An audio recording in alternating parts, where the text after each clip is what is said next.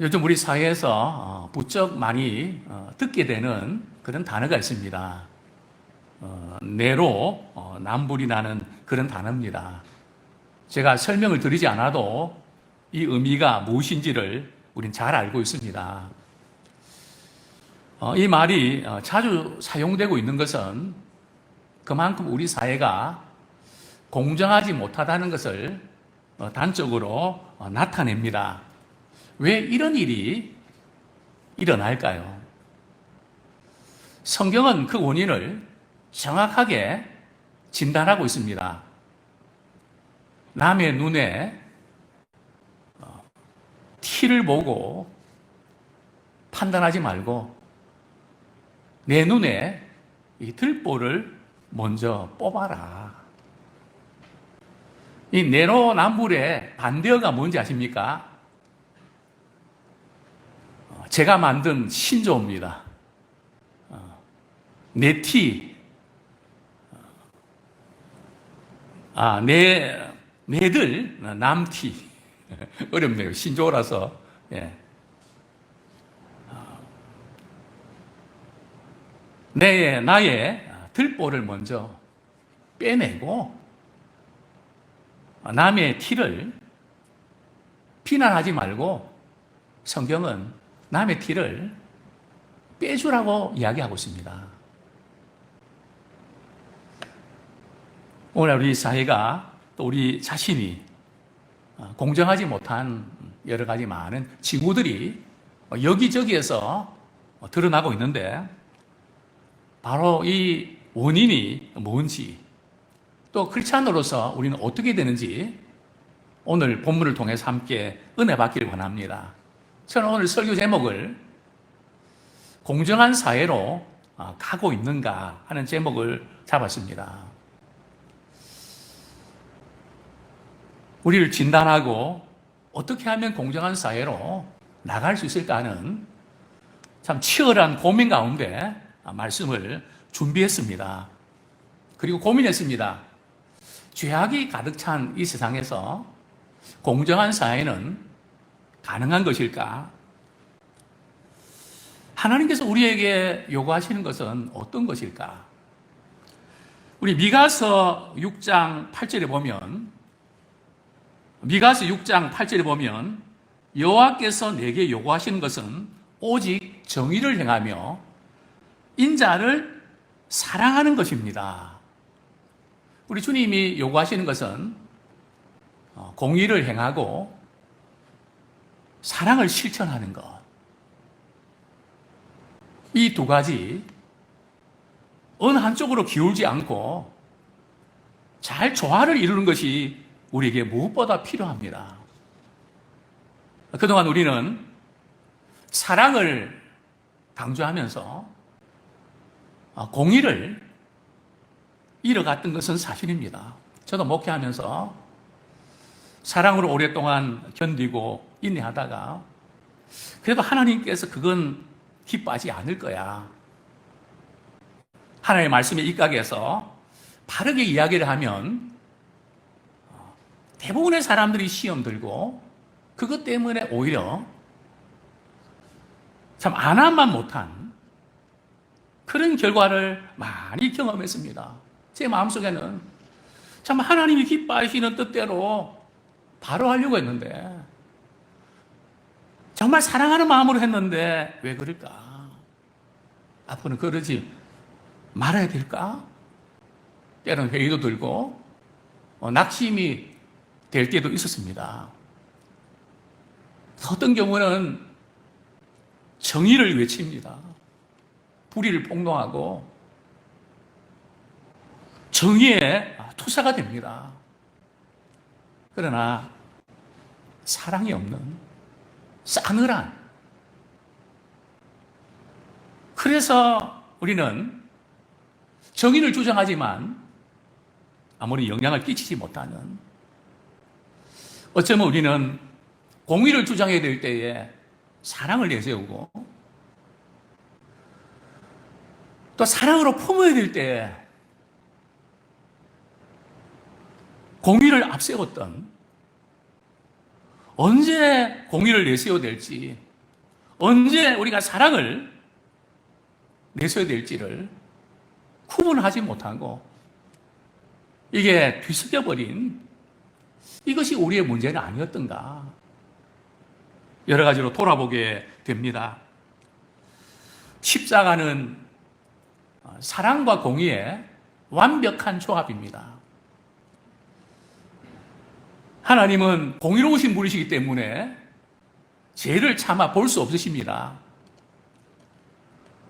또 죄의 싹은 사망이기 때문에 죄를 벌하셔야만 됐습니다. 그러나 인간의 죄를 사망으로 물으면 나만할 사람이 없기 때문에 독생자 예수 그리스도를 보내주셨습니다.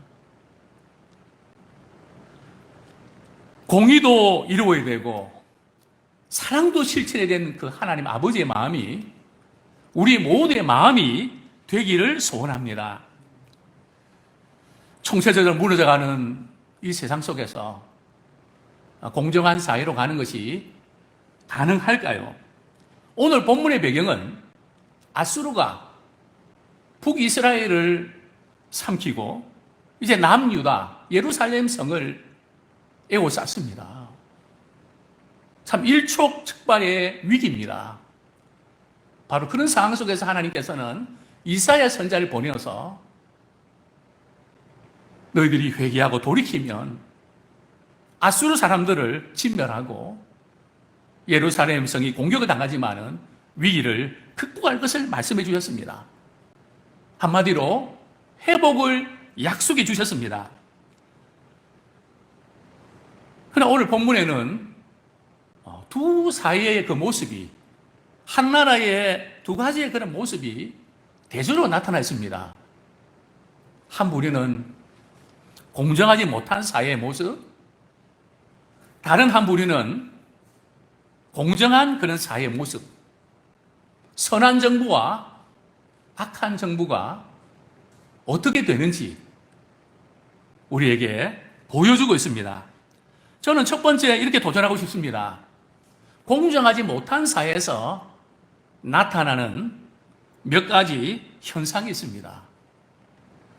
혹시 우리 사회 가운데 이런 현상이 나타나고 있지 않는지, 아니면 우리 직장 가운데, 아니면 한국 교회와 우리 교회 가운데 이러한 일들이 나타나고 있지 않는지를 우리가 한번 점검하면 좋겠습니다. 가정이든 직장이든 또 이 사회든 뭐 교회도 마찬가지입니다. 어떤 사람이 중요한 것을 결정하고 영향을 끼치는가? 그 사회에, 그 단체에 주를 이루는 사람의 성향이 어떤가? 거기에 따라서 결과는 판이하게 달라집니다.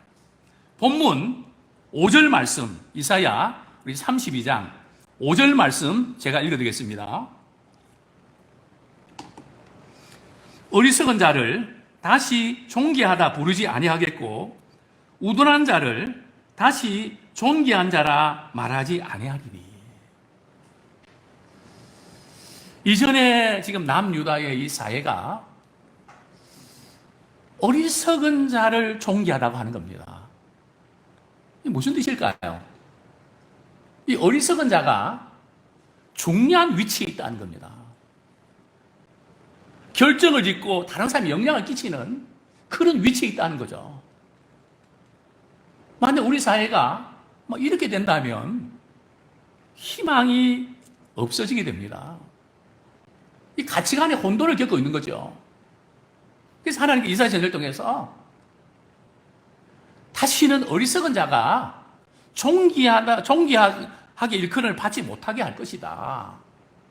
이렇게 말씀하고 있는 것입니다. 여기서 어리석은 자가 누굴까요? 많이 배우지 못한 사람일까요? 힘이 없는 사람일까요? 낮은 위치에 있는 사람일까요? 성경에서 말하는 어리석은 자는 그런 사람이 아니고요. 하나님이 없다고 하는 사람입니다. 하나님을 거역하는 사람입니다. 자기 방식을 고집하는 사람입니다. 배우려고 하지 않고 들으려고 하지 않는 사람입니다. 참 이런 사람이 높은 위치에서 어떤 걸 결정할 때 사회는 혼란에 빠질 수밖에 없습니다. 또 심각한 문제를 일으키게 되죠. 우리 본문 6절입니다. 왜 문제가 일어나는 걸까요? 우리 본문 6절 우리 같이 한번 읽겠습니다. 시작.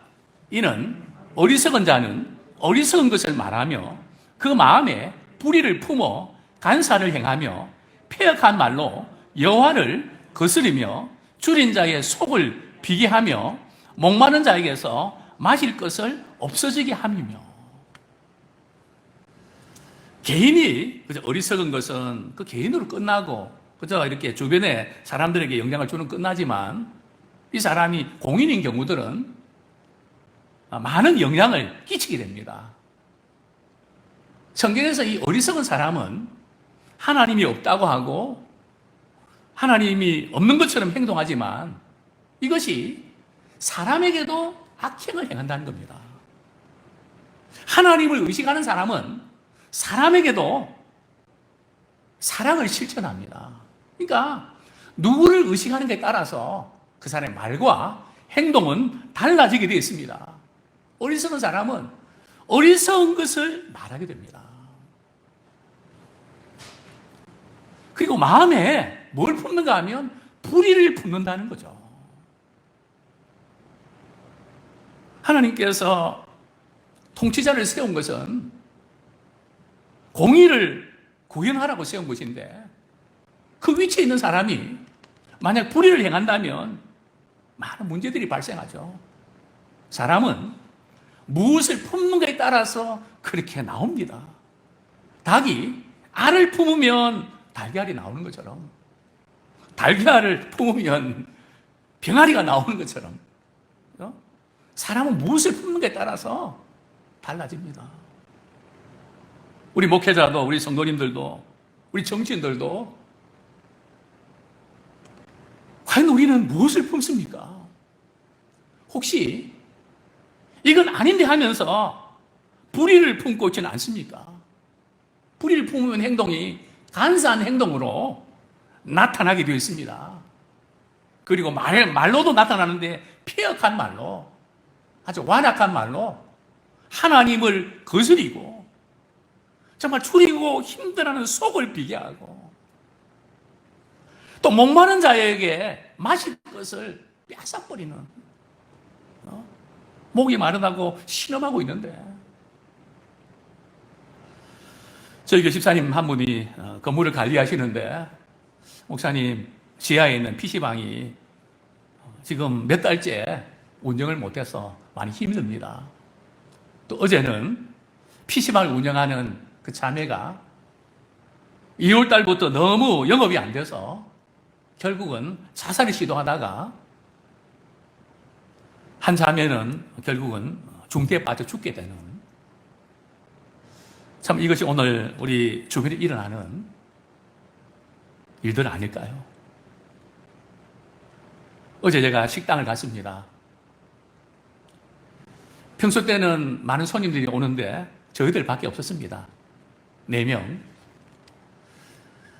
그 사장님의 얼굴을 보고 서빙하는 분들 얼굴을 볼 때에 참 너무 힘들어하는 그래서 마음이 많이 아팠습니다. 그리고 이제 몇 분 후에 손님들이 막 들어오기 시작했습니다. 저에게 이런 닉네임이 있거든요. 목사님이 가는 곳에는 손님이 몰려든다고. 근데 교회는 안 몰려들더라고요. 교회는 예외인가 보죠. 그분들이 몰려올 때 2가지 마음이 들었습니다. 저분들 가운데 혹시 확진자가 없을까? 말 안 해야지. 반가우면서도 걱정되는. 참 우리 주변에 여기저기에서 참 탄식하고 힘들어하는 참 그런 분들이 많이 있습니다. 정말 많이 힘든 그 사이에 우리가 살고 있습니다. 또한 성경은 말씀합니다. 왜 이렇게 될까? 우리 본문 7절 말씀 같이 한번 읽겠습니다. 시작. 악한 자는 그 그릇이 악하여 악한 계획을 세워 거짓말로 가련한 자를 멸하며 가난한 자가 말을 바르게 할지라도 그리 함이거니와. 악한 자는 상황이 그래서 그럴 수 있지만 성경은 그릇 자체가 악하다는 거죠. 본성 자체가 악하다는 겁니다. 항상 마음에 악한 계획을 가지고 생각하는 것이 악하고 악으로 똘똘 뭉쳐져 있는 그 악한 계획을 세우고 거짓말로 참 힘이 없는 사람들을 괴롭히는. 저는 처음에는 몰랐지만 나이가 들면서 이런 면이 있다는 것을 발견했습니다. 대놓고 힘들게 하는 사람은 사실은 힘들게 하지 않습니다. 왜냐하면 대놓고 힘들게 하기 때문에 다른 사람이 다 그런 줄 알거든요. 근데 어떤 사람이 힘들게 할까요? 말로는 위한다고 하지만은 실제로는 너무 힘들게 하는 사람. 차라리 말로 그냥 이렇게 힘들게 하는 게 나은데 말로는 위한단 말이죠. 사랑한단 말이죠. 그러나 실제로는 너무너무 힘들게 하는.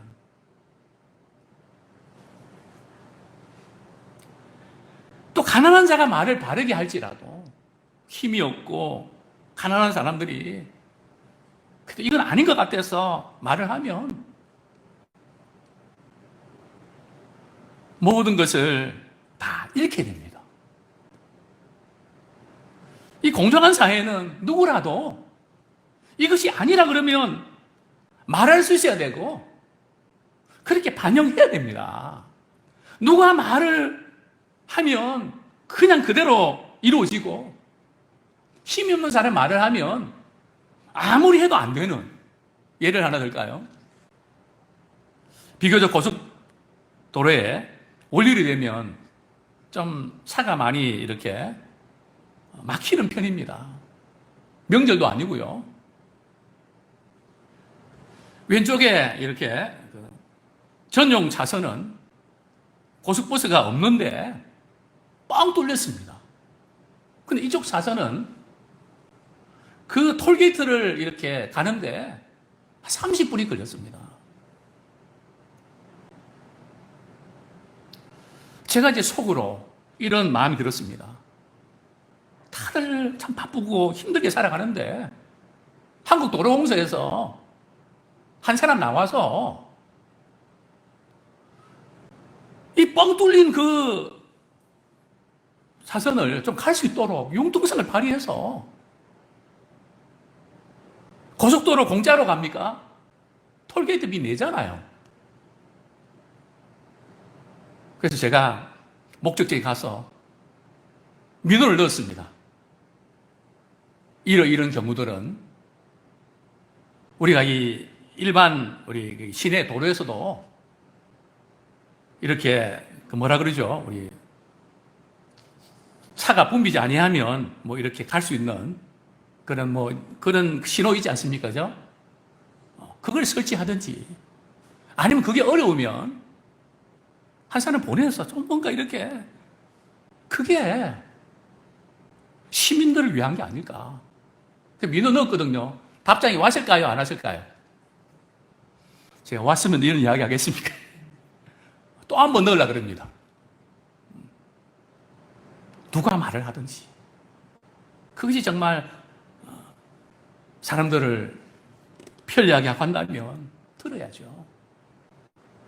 그러나 공유하지 못한 사회는 누가 말을 하는 게 중요하지 어떤 말을 하는가는 그렇게 중요하지 않다는 겁니다.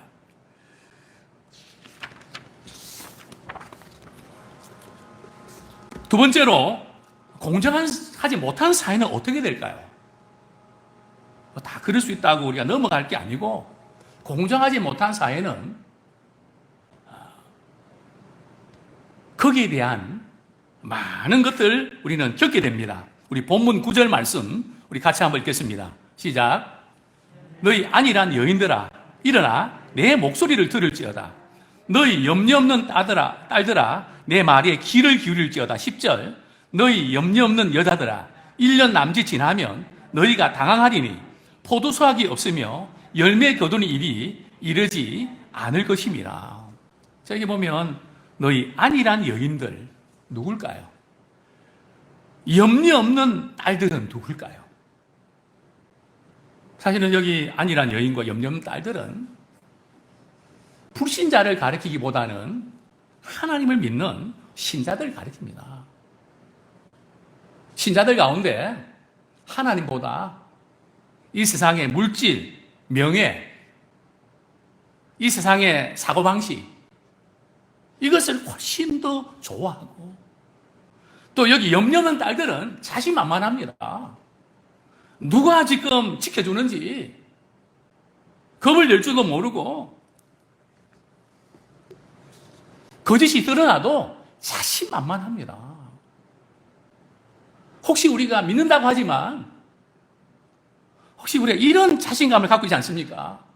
하나님께서 이 사진을 통해서 경고하십니다. 10절에 보면 너희 염려 없는 자들아 1년 남짓 지나면 너희가 당황하리니 내가 1년의 기회를 준다. 너희들이 아무리 애쓰고 수고해도 수확이 없다. 장사 안 된다.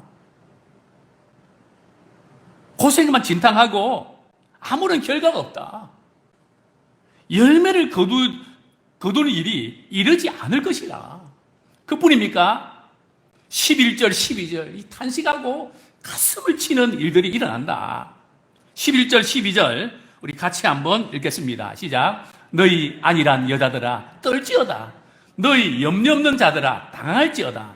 옷을 벗어 몸을 드러내고 배로 허리를 동일지어다. 그들은 좋은 밭으로 인하여 열매 많은 포도나무로 인하여 가슴을 치게 될 것입니다.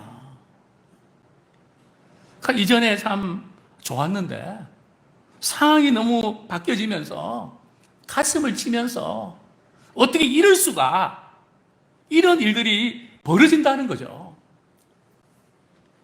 그뿐입니까? 우리 13절, 14절 같이 한번 읽겠습니다. 시작. 대저 궁전이 폐한바되며 인구 많던 성읍이 적막하며 오벨과 망대가 영원히 구렬이 되며 들나귀가 즐기는 곳과 양떼의 초장이 되려니와. 정말 적막하고 황폐하게 되는 그 짐승들의 소굴이 되는 이제 이런 때가 올 수 있다는 거죠.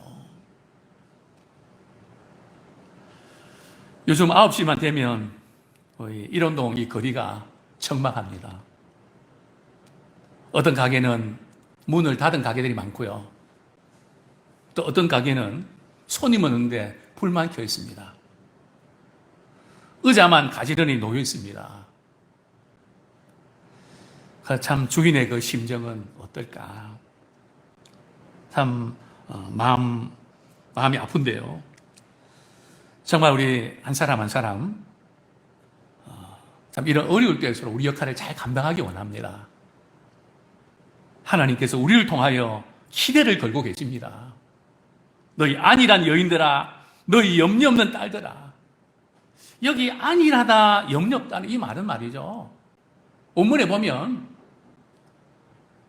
남편을 부추겨서 그 지기 위해서 자꾸 죄를 짓게 만들고 또 자녀들에게 특혜를 자꾸 주어서 많은 사람들을 힘들게 만드는 그런 죄를 짓지 말아야 된다는 거죠. 그래서 우리는 이 코로나 사태로 인해서 다시 한번 우리가 있는 위치에서 우리 국회의원들이 또 국무총리가 또 산부 요인들이 특별히 믿음의 국회의원들이 우리 목회자들이 또 우리 성도들이 그 위치에 있어서 우리는 믿음의 양심선을 하기 원합니다. 하나님, 우리 사회가 잘못된 길로 가고 있다면 믿음의 사람들이 양심선을 해서 바른 길 가게 해주십시오. 저는 기도합니다. 왜? 아무 힘이 없으니까요. 잘못되게 가지 않도록 하나님 바른 길을 갈 수 있도록 믿음의 사람들이 역할을 하게 해주십시오. 에스더처럼 이때를 위함인 줄 누가 아냐. 자기 당의 눈치 보지 말고 참 하나님께서 기뻐하시는가. 그래서 이 높은 위치에 있는 저는 그리스도인들에게 저는 이렇게 도전합니다. 중요한 요직에 발탁됐거든 가족들에게 이렇게 이야기하십시오. 친척들에게 이렇게 이야기하십시오. 나는 누구의 청탁도 받지 않는다. 나는 누구의 부탁도 듣지 않는다. 그렇게 말하고 행동하십시오.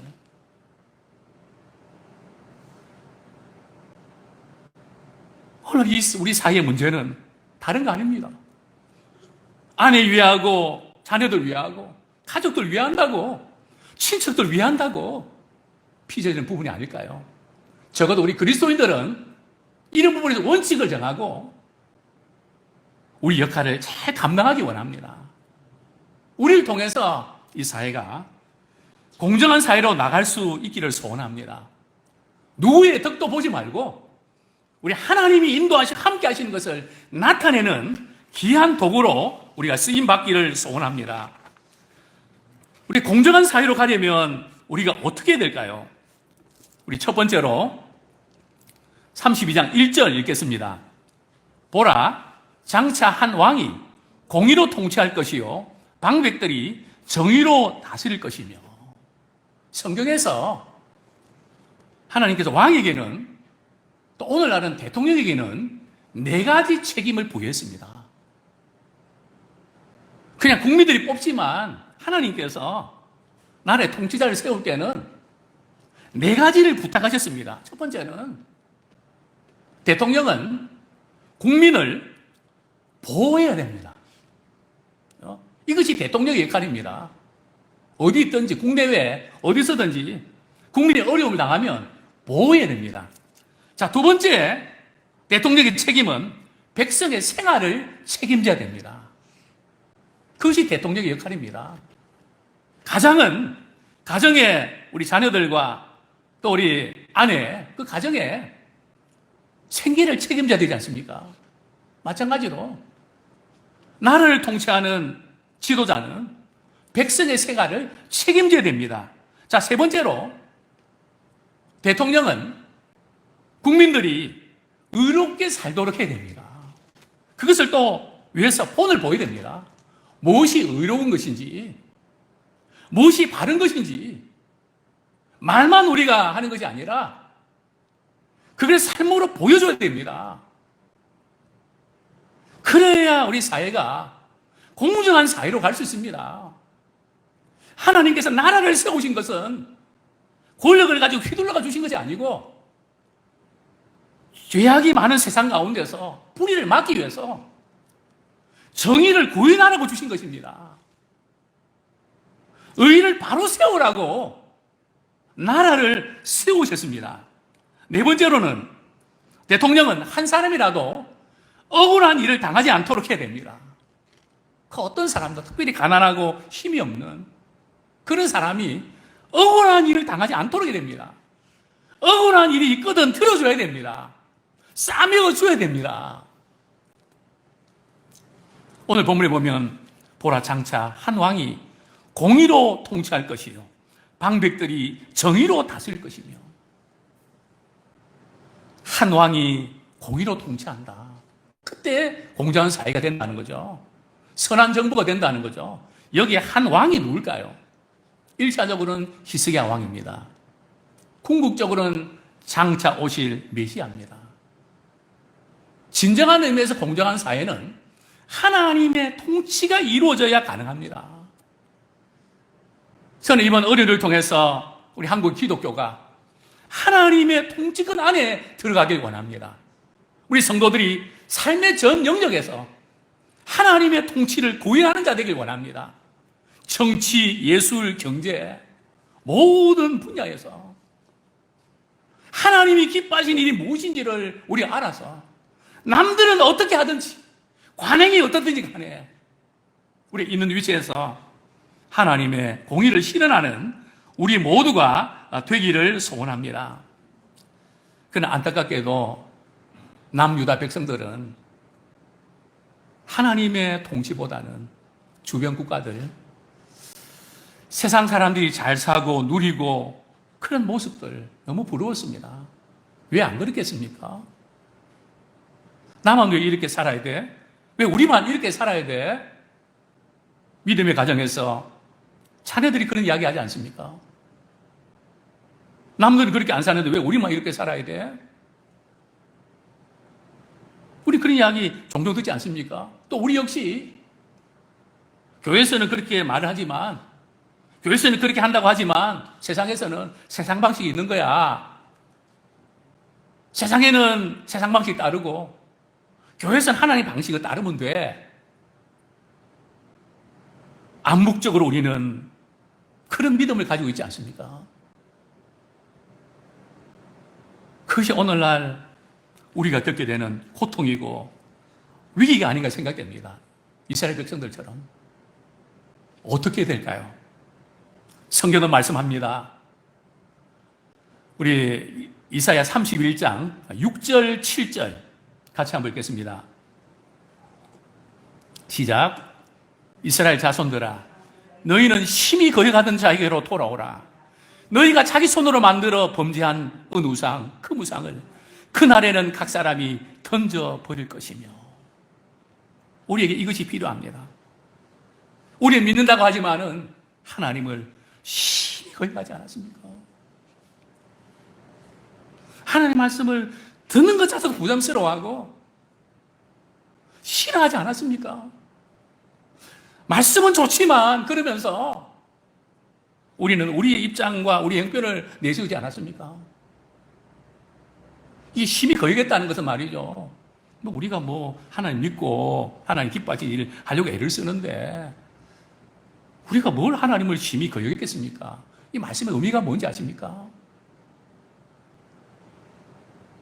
하나님의 말씀대로 살지 않는다는 거예요. 이게 하나님 무시하는 거거든요. 우리 부모가 자녀들 야단칩니다. 너 이렇게 해야 돼. 그렇게 안 하면 매를 때립니다. 그 다음에 부모는 이렇게 말합니다. 내 말이 내 말 같지 않아? 너 부모가 우습게 보이는 거야? 나를 무시하는 거야? 저는 말씀을 통해서 얼마나 말씀을 전하고 말씀 가까이 들어가지만 말씀을 버렸는지 하나님을 무시했는지 심히 거역하던 자에게로 돌아오라. 이제는 우리가 하나님께로 돌아가기를 원합니다. 물론 세상 방식 가운데 우리가 좋은 것 배워야 되고요. 우리가 또 이렇게 잘 적용해야 됩니다. 뒤지라는 말 아닙니다. 그러나 우리는 교회든 세상이든 하나님 방식으로 살기 원합니다. 우리가 믿기는 믿지만 방식이 잘못되어 있는, 하나님을 믿지만 세상 방식대로 살아야 되는, 너나 할 것 없이 이런 부분에 우리가 굴복하지 않았는가. 이제는 우리가 살아계신 하나님께로 회개하고 돌이키는 자 되길 원합니다. 우리가 붙들고 있는 그 우상, 은우상, 세상의 이 물질, 성공이라는 우상, 명예의 그런 자리, 저는 국회의원들이 도전합니다. 여러분들 교회를 다니는 하나님 믿으십니까? 그 위치에서 하나님이 기뻐하시는 소리를 내십시오. 하나님이 기뻐하시는 그 부분에서 양심 선언하시고 역할을 잘 감당하기를 소원합니다. 하나님께서 통치자에게 주신 것은 공의를 시행하라고 주신 것입니다. 오늘 본문에 보면 방백들이 정의로 다스릴 것이며, 방백이 누굽니까? 국무총리입니다. 당 대표들입니다. 국회의원들입니다. 지도자들입니다. 전문가들입니다. 아무리 대통령이 잘하려고 해도 그 밑에 스태프들이 그걸 그대로 해야 됩니다. 또 잘못된 방향으로 갈 때는 바른 소리를 해서 그것이 잘못된 것을 건의도 하고 바르게 하도록 도우셔야 됩니다. 이것이 구현될 때에 성경은 이렇게 말씀합니다. 그 통치자는 국민들에게 이런 역할을 하는 겁니다. 우리 2절 말씀 우리 같이 한번 읽겠습니다. 시작. 또 그 사람은 광풍을 피하는 곳, 폭우를 가리는 곳 같을 것이며 마른 땅에 냇물 같을 것이며 곤비한 땅에 큰 바위 그늘 같으리니. 이런 통치자. 지금 태풍이 이번에 통갈러지 참 강풍이 몰아친다고 하는데 피해가면 좋겠습니다. 그 강풍을 피하는 곳, 폭우가 쏟아지는 가운데 터널이라 할까요? 폭우를 가리우는 참 힘든 세상 가운데서 이런 역할을 하면 얼마나 좋을까요? 마른 땅에 냇물 같을 것이며 사람들의 마음을 시원하게 하는, 또 우리가 산에 가면 큰 바위가 있는데 그늘이 생긴 것처럼 곤비한 땅에 큰 바위 그늘 같으리니. 우리 가장도, 우리 목회자도, 우리 성도들도, 또 우리 정치인들도 있는 곳에서, 또 직장의 우리 오너들도 이런 역할을 할 수 있는 그런 우리가 되기를 소원합니다. 우리 3절 말씀 우리 한번 같이 읽도록 하겠습니다. 네, 우리 3절 같이 읽겠습니다. 시작. 보는 자의 눈이 감기지 아니할 것이요 듣는 자가 귀를 기울일 것이며. 참 공정한 사회로 가려면 첫 번째는 이 통치자가 공의를 시행해야 됩니다. 자, 두 번째는 우리가 이렇게 충분한 의견 수렴과 올바른 판단력을 가져야 됩니다. 본문 3절에 보면 보는 자의 눈이 감기지 않을 것이요 듣는 자가 귀를 기울일 것이며, 우리 우리말 성경은 이렇게 번역합니다. 그때 감찰하는 관리는 더 이상 눈을 감지 않을 것이고 심리하는 관리는 귀를 기울여 들을 것이다. 통치자들은, 또 검찰은, 또 판사들은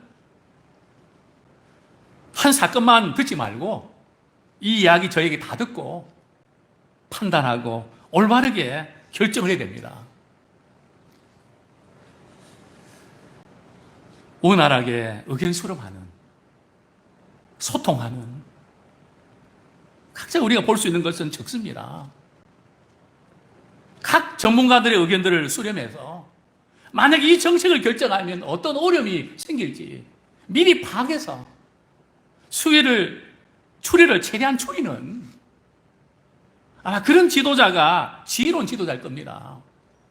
눈을 감지 말고 내가 믿고 싶은 건 믿고 듣고 싶은 건 듣지 말고 열어놓고, 우리 교회도 마찬가지고 목회자도 마찬가지입니다. 세상이 교회를 향하여 비판하는 거 우리가 듣고 돌아봐야 됩니다. 우리가 한번 점검해 볼 것도 많이 있습니다. 또한 우리 사회는 상권이 분립돼야 됩니다. 서로 견제하고 통제를 받아야 됩니다. 전문가들의 의견을 잘 듣고 좋은 결과를 도출해내는 그런 우리가 되길 원합니다. 우리 신자들은 편견에 사로잡히지 말고 내가 믿고 있는 것만 옳다고 주장하지 말고 참 우리 자신에게 부족한 것이 없는가 돌아보면서 깨닫는 우리가 되길 원합니다. 우리 본문 4절 보겠습니다.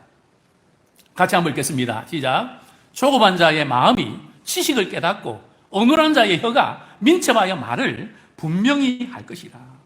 조급한 자의 마음이 지식을 깨닫는다. 무슨 뜻일까요?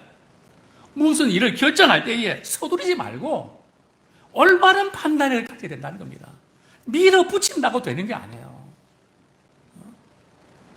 서서히 일을 진행하더라도 그렇게 하면 어떤 문제가 발생할지 불보다 뻔한 것을 우리가 감지하면서 그걸 어떻게 대안을 마련할 것인가 고민하면서 우리가 일을 집행하라는 거죠. 또 어눌하는 자의 혀가 민첩하여 말을 분명히 할 것이라. 오늘 우리 사회에 어느 날부터 말이 분명치 않습니다. 옳다는 말인지 그러다는 말인지 애매하게 말을 합니다. 여기에서 이 어눌한 자의 혀라는 것이 무슨 뜻일까요? 올바른 그 진리에 대해서 깨닫게 된다는 거죠. 무엇이 옳은지에 대해서 바르게 깨닫고 바르게 말을 한다는 거죠. 예면 예고 아니면 아니라는 거죠. 정말 우리 사회는 비전문가들이 전문가들을 주장하는 그런 사회가 되지 않길 원합니다. 줄 잘 서고 그런 사람들이 성공하는, 정말 이렇게 열심히 노력하고 공부하고 실력 있는 그런 전문가들이 각계 각 분야에 이렇게 들어가서 영향력을 발휘하길 원합니다. 정치도 나쁜 게 아니에요. 모든 사람은 정치를 다 합니다. 그래서 우리 그리스도인들도 정치에 들어가서 언론에 들어가야 됩니다. 그리고 또 다른 면들을 이야기해 줘야 됩니다. 이런 여러 가지 부분들 우리 다시 한번 돌아보기 원합니다. 저는 이런 분들이 많이 나왔으면 좋겠습니다. 본문 8절 같이 읽겠습니다. 시작. 존귀한 자는 존귀한 일을 계획하나니 그는 항상 존귀한 일에 서리라.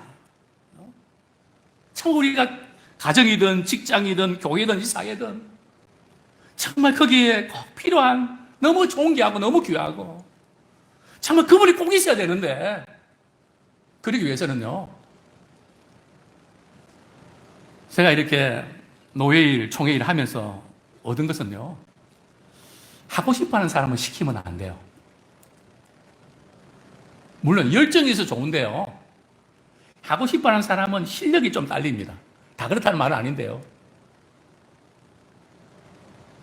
하기 싫은 사람을 시켜야 됩니다. 물론 하기 싫은 사람 가운데 억지로 하는 그런 사람 말고요, 필요하면 역할을 잘 감당해낼 사람 말입니다.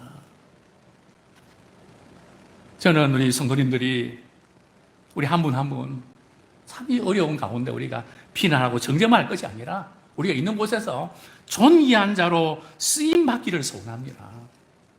우리가 그 일을 해내야 됩니다. 어두운 가운데 별이 더욱더 빛나는 것처럼 말입니다. 우리 성경 말씀 우리 한 구절 보겠습니다. 근본적으로 공정한 사회가 되려면 어떤 변화가 있어야 될까요? 우리 15절 말씀 같이 읽겠습니다. 시작. 마침내 위에서부터 영을 우리에게 부어주시리니 광야가 아름다운 밭이 되며 아름다운 밭을 숲으로 여기게 되리라. 근본적인 변화는 성령이 부어져서 사람의 마음이 획기적으로 변해야 됩니다. 성령이 부어져서 사람들의 마음이 획기적으로 변해야 됩니다. 주님을 알지 못하고 주님이 없는 사람들은 그래서 인간이 준 양심과 어떤 그 부분에서 애를 쓰지만은 유혹에 약하고 넘어가게 되어 있습니다. 한계가 있습니다. 그 진정한 변화는 성령을 받아서 하나님의 통치를 받아야 됩니다. 그분의 다스림을 받아야 됩니다. 그럴 때에 어떤 일이 벌어집니까? 광야가 아름다운 밭이 됩니다. 첩한 광야가 아름다운 밭으로 바뀝니다. 우리가 이렇게 중동의 팔레스타인 그 지역에 우리가 성지순례에 가면 끝없는 사막이 있다가 이스라엘로 들어오면 푸른 풀밭이 보이고 완전히 딴 세계입니다. 또 아름다운 밭을 숲으로 여기게 되는 게 무슨 뜻일까요? 정말 믿음의 사람들이 통치하고 하나님의 사람이 그 역할을 감당할 때에 얼마나 많은 수확이 있는지, 아름다운 소산이 많아서 너무 넘쳐나서 그 아름다운 밭이 숲으로 말이죠, 한 부분으로 여겨지는, 감당을 못할 만큼 믿음의 사람들로 인하여 복을 받는 겁니다. 저는 우리 대한민국이 믿음의 사람으로 인하여 복을 받기 원합니다. 또 우리 세계의 이 마지막 시대에 주의 복음을 증가하는 축복의 통로로 쓰임받기 원합니다. 누가요? 위에서부터 성령의 부음바를 경험하는 사람이. 공정한 사회에 나타나는 현상이 뭘까요? 이 말씀 드리면서 오늘 말씀을 맺도록 하겠습니다. 공정한 사회는 두 가지 현상이 나타납니다. 우리 본문 17절, 18절 같이 읽겠습니다. 시작. 공의의 열매는 화평이요 공의의 결과는 영원한 평안과 안전이라. 내 백성이 화평한 집과 안전한 거처와 조용히 쉬는 곳에 있으려니와. 공의의 열매는 화평입니다. 공정한 사회가 되어 있다는 것은 국민들끼리 서로 화평한 겁니다. 마음이 갈라지지 않는 겁니다. 분열되지 않는 겁니다. 서로 윈윈하는 것입니다. 가진 자나 없는 사람이나 또 힘 있는 사람이나 힘이 없는 사람이나 서로를 돌아보고 관심을 갖고 역할을 감당합니다.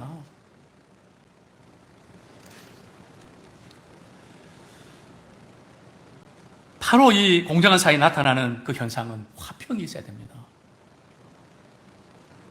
우리 가정에 화평이 있나요? 오늘 한국 교회 안에 화평이 있나요?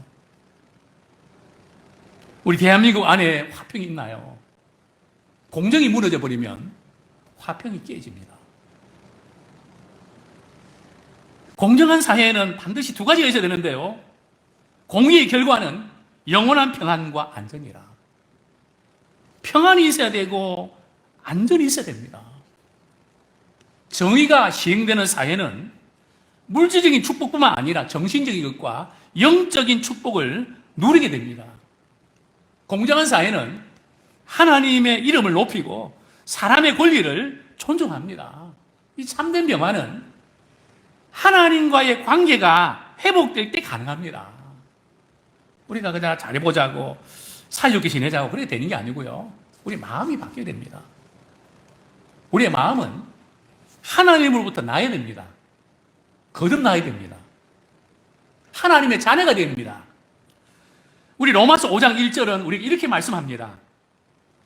우리가 믿음으로 의롭다 하심을 얻었은즉 우리 주 예수 그리스도로 말미암아 하나님으로 더불어 화평을 누리자.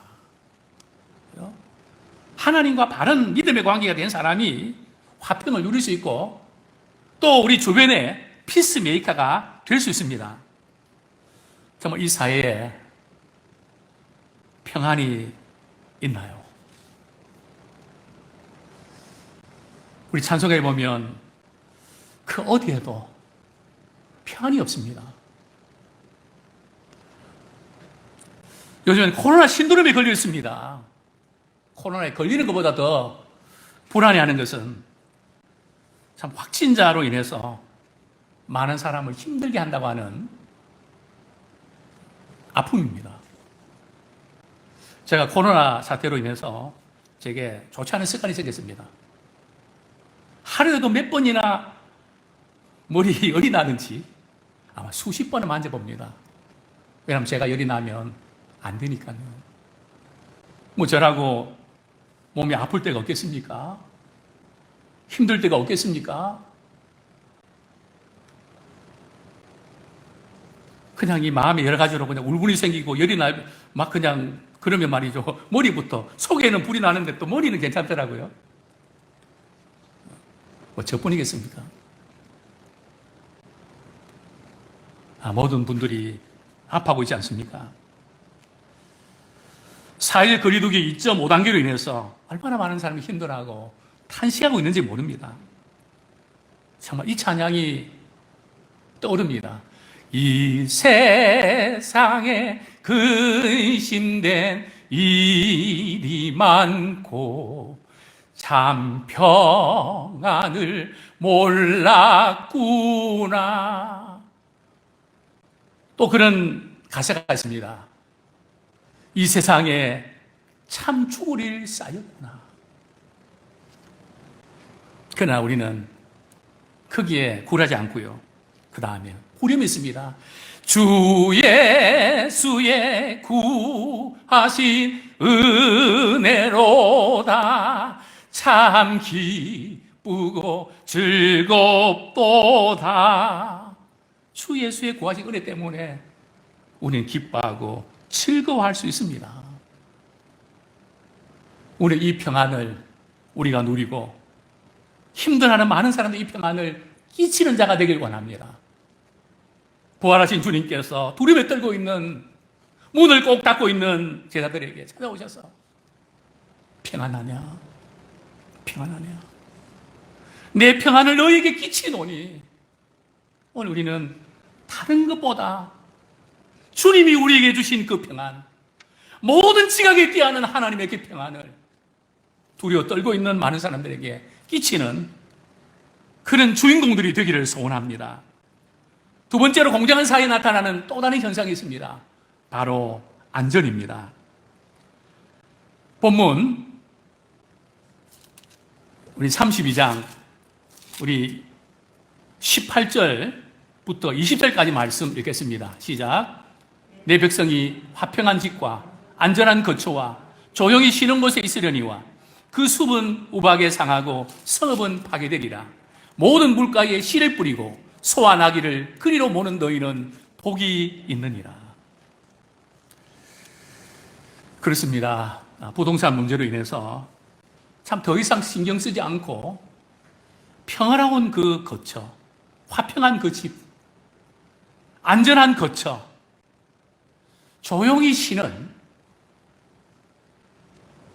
그런 곳이 있기를 우리가 소원합니다. 이러한 축복은 하나님을 경외하는, 그분의 말씀에 순종하는 그런 믿음의 사람들을 통해서 주위 사람들이 누리는 축복입니다. 또 성경은 말씀합니다. 그 숲은 우박에 상하고 성읍은 파괴되리라. 때론 우리가 잘못 살아서 어려움이 겪지만 그것을 회개하고 돌이킬 때에 우리 하나님께서 또한 평안을 우리에게 주십니다. 이제 말씀을 우리가 정리하겠습니다. 신자들이 하나님께 부르짖어 기도하는 한 하나님께서는 이 나라를 버리지 아니하시고 붙들어 주시는 줄 압니다. 올바른 방향으로 하나님께서 우리를 만들어 주시고 믿음의 사람들을 통해서 복된 나라로 다시 일으켜 세우실 것입니다. 비록 우리가 탄식할 수밖에 없고 참 힘든 그런 상황도 있지만 우리 주님을 바라보면서 희망과 안전을 우리가 소망하면서 우리가 잘 버텨내는 우리가 되기 원합니다. 교회가 변화되고 신자가 변화되어서 하나님의 통치가 이루어지면 이런 놀라운 은혜를 누리게 될 줄로 믿습니다. 공정한 사회로 나가는 길은 바로 정치인들이 아니라 우리에게 달려 있습니다. 우리의 역할에 달려 있습니다. 하나님 반드시 우리 나라를 우리가 살리시고 교회를 다시 살리시고 하나님께 쓰임받는 그런 귀한 나라로 또 경제도 하나님 회복시켜 주시는 놀라운 축복의 통로로 우리를 써주시기를 소원합니다.